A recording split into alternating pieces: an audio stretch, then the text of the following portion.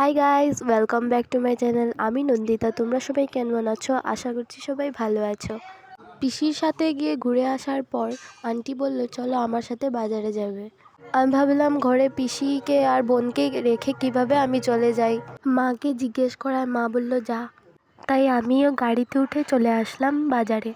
তো আমরা এসেছিলাম বোম্বে ওয়েডিংয়ের পাশে যে ফুড মার্ট আছে সেখানে কিছু গ্রোসারি আইটেম আর জিনিসপত্র কেনার জন্য।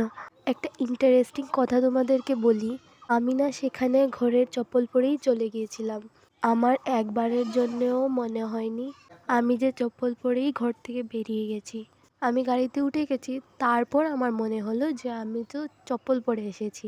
তখন তো আর কিছু করারও ছিল না, তাই চপ্পল পরেই বাজারে আসতে হলো। তো ফুড মার্টে আসার পর আন্টি নিয়ে নিল আন্টির ঘরের জন্য বাস্কেট, আর আমি নিয়ে নিলাম আন্টির জন্য বাস্কেট। তো যা যা ছিল লিস্টে সবই এক এক করে নিয়ে নিলাম। তো আমার তো পছন্দ হয়েছিল এই জুসটা, তো নেওয়া হলো না কারণ আমার কাছে একটা টাকাও ছিল না। আর এত জিনিসপত্র নিয়েছিলাম সেটা তো আমি টেনে আনতেই পারছিলাম না। আমি তো আগে সহচরী থেকে গ্রোসারি আইটেম নিতাম। এই ফুড মার্টটা তো নতুন খুলেছে, তাই আমার প্রথমবারই আসা। এসে বেশ ভালোই লাগলো। তো জিনিস নেওয়ার পর চলে গেলাম ক্যাশ কাউন্টারে। প্রায় 10 মিনিট হবে দাঁড়িয়ে, তারপর আমরা বিলিং করালাম।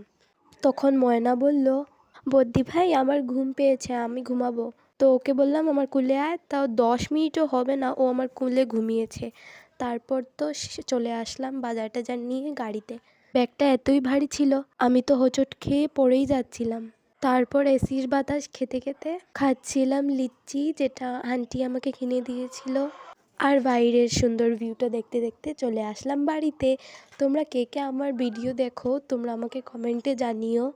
আজকের জন্য এতটুকুই, দেখা হবে নেক্সট ভিডিওতে। Tata, bye bye.